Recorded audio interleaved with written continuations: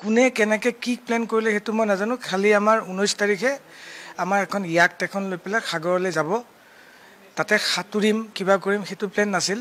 সাগৰলৈ যাব। ইয়াকখন কি বস্তু সঁচাকৈ বিশ্বাস কৰক, মই ইয়াকখন কি বস্তু তাতেহে গম পাইছোঁ। ইয়াক মানে কি, মই যে ক্ৰুজ নাও নহয়, তাৰ মাজত কিবা এখন এনেকুৱা।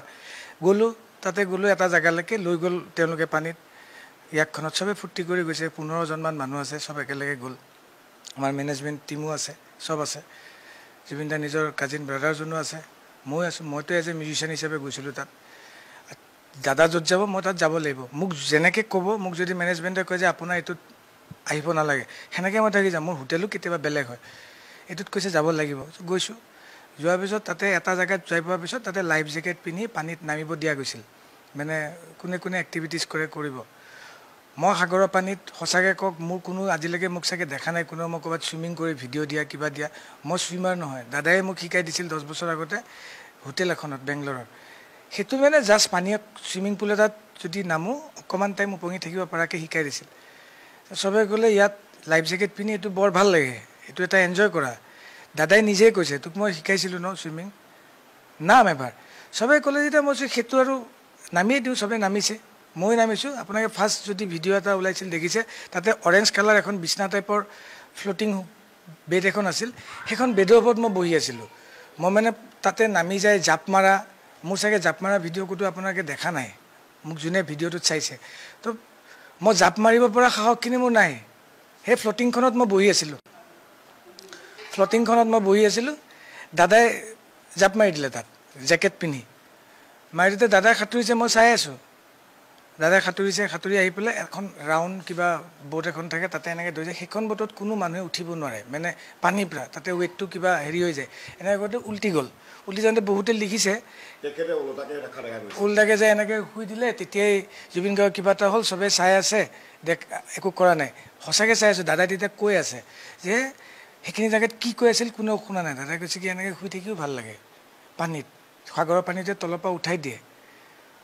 সেইখিনি আমাক কৈ আছে, সাহস দি আছে, মানে সাগৰত তই একো নিপিন্ধিলেও নুডুব, সাগৰৰ পানীটোৱে ডুবাই নিদিয়ে, সি উঠাই দিব, সাহসটো দি আছে মানে। তাৰপিছত অলপ টাইম তেওঁ সাঁতুৰি আহি পেলাই চেল্ফিও উঠিছে পানীত।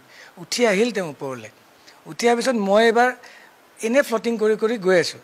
যাওঁতে আমাৰ সন্দীপন যোনটো জুবিনদাৰ ভায়েক, তেওঁ ক'লে কি ছাইডত যোনটো আইলেণ্ড আছে 40 মিটাৰ 50 মিটাৰত, কৈছে কি শেখৰ যাব নেকি তালৈ এবাৰ। মই সাঁতুৰিটো যোৱাটো এনেই 40 মিটাৰটো এনেই ফ্লটিং কৰিয়ে গুচি যাব পাৰি, নাওখনৰ পৰা 40 মিটাৰ এই ইয়াকখনৰ পৰা। মই এনেকৈ ফ্লটিং কৰি বোলো যাওঁ যদি। মই ফ্লটিং কৰি কৰি এনেকৈ গৈ থাকোঁতে মোটামুটি ওচৰে পাইছিলোঁ। পাওঁতে দেখিছোঁ কোনো নাই মোৰ লগত। মই এনেই পানীটোত ধৰোঁতে এনেকৈ গৈ আছোঁ। তেতিয়া মোৰ ঘপকৈ ভয় লাগিল যে মই অকলে দেখোন, কিবা যদি আহি টানি লৈ যায় মোক কোনো নাথাকিব। মই ৰিটাৰ্ণ আহিলোঁ। ৰিটাৰ্ণ আহি থাকোঁতে এটাই মোক ওপৰৰ পৰা ক'লে, ঐ দাদা গৈছে, জেকেট নিপিন্ধাই গৈছে, চাবি। দেখিছোঁ লগত বেলেগ এজন মানুহ আছে, তেওঁ আছাম এছ'চিয়েশ্যনৰ ছিংগাপুৰৰে বাসিন্দা। তেওঁ গৈছে লগত জেকেট পিন্ধি, দাদাৰ লগত সাঁতুৰি আহি আছে। জুবিন দাৰ গাত জেকেট নাই। মই অলপ দূৰত আছিলোঁ। মই তেতিয়া যিমান পাৰোঁ মানে জেকেটটো পিন্ধি বল দি সাঁতুৰি পেলাই দাদাৰ ওচৰত গৈ পাই পেলাই মই কৈছোঁ, দাদা নাহিব নালাগে যাব। সেইখিনিত যাই পেলাই কি হ'ব, তেওঁ জেকেটটো পিন্ধা নাই, বুকুখনত কষ্ট হ'ব। মই কৈছোঁ ইমান আপুনি জানেতো সাঁতুৰিব, সেইটো আৰু এতিয়া ইয়াত দেখাব লগা কথা নাই নহয়, আপুনি খালি ৰিটাৰ্ণ হওক, কাৰণ ভাগৰি যাব। শুনা নাই, আহি আছে, তেওঁ নুশুনে কথা। তেতিয়া চিধা নাও এখনত নাও চলাই আছে। দাদাক মই কওঁতে 3বাৰমান কওঁতে শুনিলে। শুনি পেলাই দাদা বেক মানে সাঁতুৰিয়ে বেক হৈছে। বেক হৈ পেলাই মানুহে এনেকৈ সাঁতুৰি অকণমান জেগাত এনেকৈ ৰখি দিয়ে ন।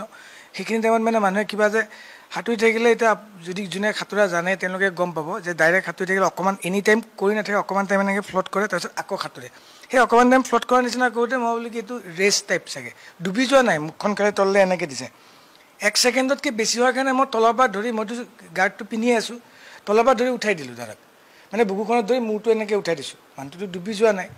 উঠাই দিওঁতে মুখৰ পৰা আৰু নাকেদি ফেন ওলাই গৈছে দাদাৰ, বগা বগা ফেন ওলাই পেলাই মই ভয় খাই গ'লোঁ ফেন ওলোৱাৰ কাৰণে। তাৰপিছত লগে লগেই বমি কৰি দিলে।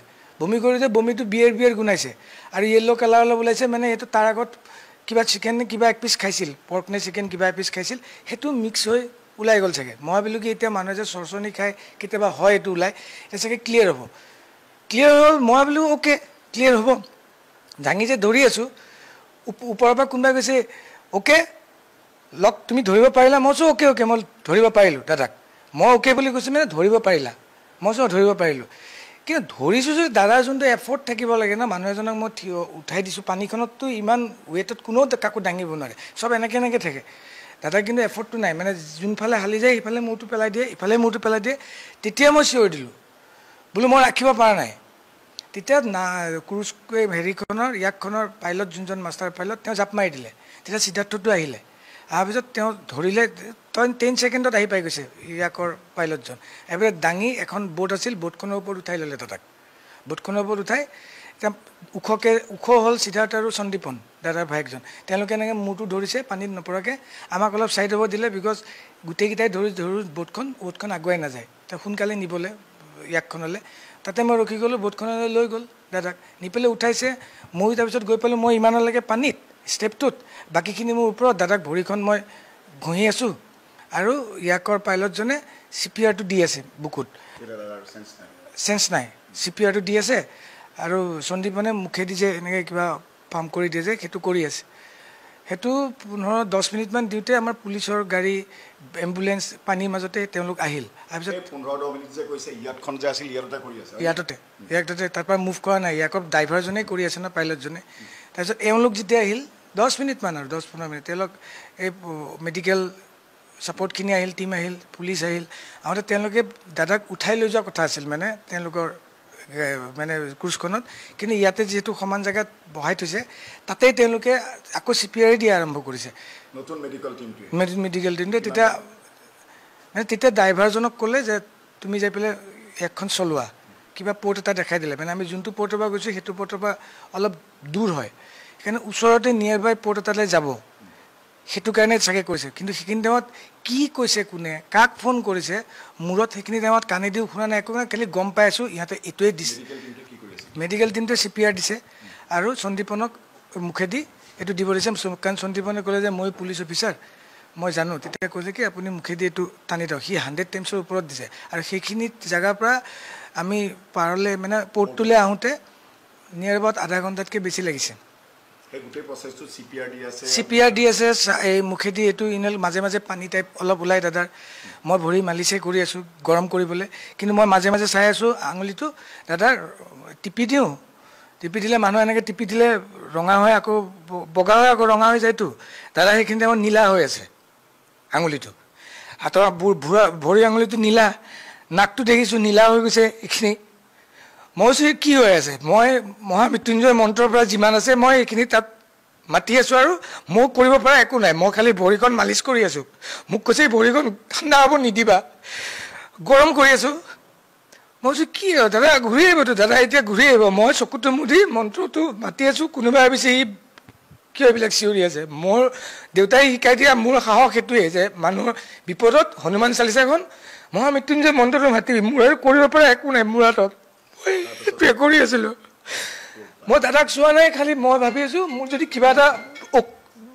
এইখিনিৰ পৰা কিবা এটা যদি ভাল ৰিজাল্ট আহে তেতিয়া চবে ক'ব অ'কে জুবিন সাৰ পালে তেতিয়া মই চকুটো মেলিম মই খালি কৰি আছোঁ যে আধা ঘণ্টাৰ পিছত যেতিয়া পৰ্টটো গৈ পালে তাতে already extra medical team ready হৈ আছিলে ফাৰ্ষ্ট টেক তেওঁলোক দৌৰাদৌৰিকৈ আহিল পুলিচো আহিল আহি পেলাই অলৰেডি আধা ঘণ্টা হৈ গ'ল CPR দি আছে ন' ৰেছপন্স নীলা হৈ গৈছে মই আপোনাক কৈছোঁ নাকটো নীলা দাদাৰ উঠখন খুব ৰঙা মুখখন এনেকৈ থাকে এনি টাইম সেইখন নীলা হৈ পেলাই ক'লা টাইপ হৈ গৈছে মই তেতিয়া কি কৰিম কি নকৰিম মই দাদা এনেকুৱা নহয় এনেকৈ কৰিব নোৱাৰে আপুনি কেতিয়াবা এনেকৈ চক খুৱায় ষ্টুডিঅ'টো কেতিয়াবা এনেকৈ দাদা এনেকৈ শুই দিয়ে আকৌ উঠি দিয়ে কি হ'ল কি ভাবিছিলি এনেকৈ কয় মই কৈছোঁ নাই আপুনি কিয় মই এনেকৈ ৰেষ্ট লৈছোঁ এনেকৈ টাইপৰ দাদা এইবিলাক নাথাক মই কৈছোঁ কি দাদা এতিয়া কিবা এটা কৰিব মিৰাকল কৰিব উঠি পেলাই চবেই ভয় খালিনে সেইটোৱে জুবিন গাৰ্গ এনেকৈ কয় ন কেতিয়াবা মই কৈছোঁ সেনেকুৱা কিবা এটা হ'ব তেতিয়া টিমটো আহি পেলাই তেওঁলোকে আৰু কিবা মেচিন লৈ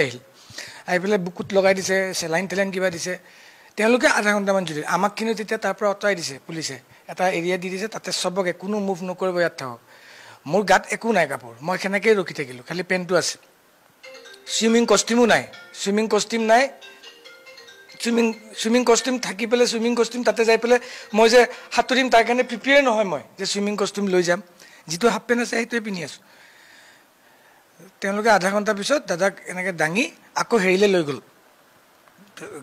ক'ৰবাত গাড়ীলৈ মানে হস্পিটেল লৈ যাব ইমিডিয়েট। তেতিয়া মই নাৰ্ছ এজনী আছিল, লেডি নাৰ্ছে হয় চাগে, তেওঁলোকে মেডিকেল টিম। মই জাষ্ট সুধিলোঁ, বোলো পালছটো আছেনে, এনেকৈ দিছে মুখেদি। তাৰমানে তেতিয়াই ঢুকাইছে। আপুনি যে কৈছিলে যে সাগৰত যেতিয়া আছিল মুখেৰে শুনাইছিল, তেতিয়া মোৰ হিচাপত মোৰ যোনটো ছিক্স চেন্সে কয়, দাদা চাগে পানীতেই গৈছে। কাৰণ উঠাই অনাৰ পিছত আমি যোনটো হাতেদি মালিচ দি আছোঁ, মই যে কৈছোঁ নীলা দেখি আছোঁ, তাৰপিছততো এবাৰো ৰেছপন্স নাহিল, এবাৰো পালছ নাহিল, এবাৰো ৰিকভাৰী নহ'ল। এওঁলোকে নন ষ্টপ যুঁজি আছে, কিন্তু চেঞ্জটো কোনো ধৰণৰ নাহিল। যেনেকৈ উঠাই অনা হৈছিল তেনেকৈয়ে থাকিল। তাৰপিছত তাৰ পৰা হস্পিটেল যেতিয়া নিলে তেওঁলোকে টানি টুনি, তাৰ 40 মিনিটমান পিছত তেওঁলোকে তাৰ পৰা ফোন